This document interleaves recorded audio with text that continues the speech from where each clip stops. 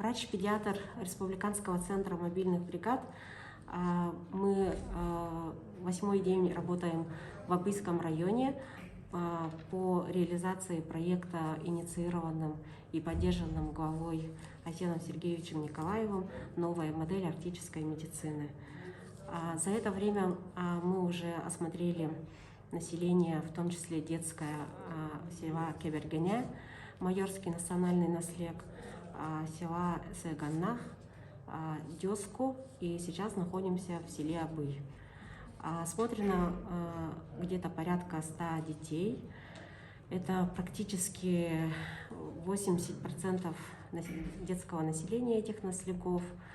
Из выявленных заболеваний, патологии можно выделить в первую очередь это болезни ротовой полости, кариес, хронического танзелита много.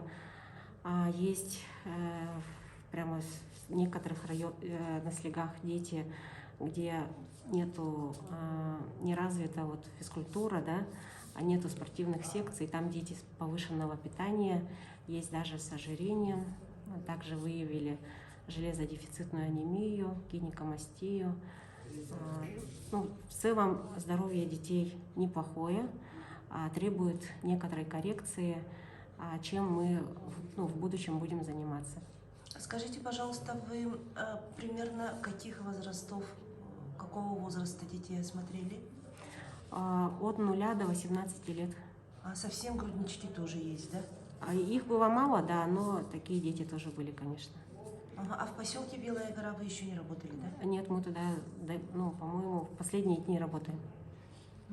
И хотелось бы услышать от вас совет для родителей не только Абыйского района, но и всех улусов и города Якутска.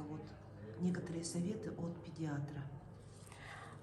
Так как мы живем в эндемичном районе по дефициту йода, хотелось бы, чтобы дети принимали препараты йода. Также здесь, в арктическом районе, очень острая нехватка стоматолога, поэтому следите, пожалуйста, за здоровьем зубов, полости рта.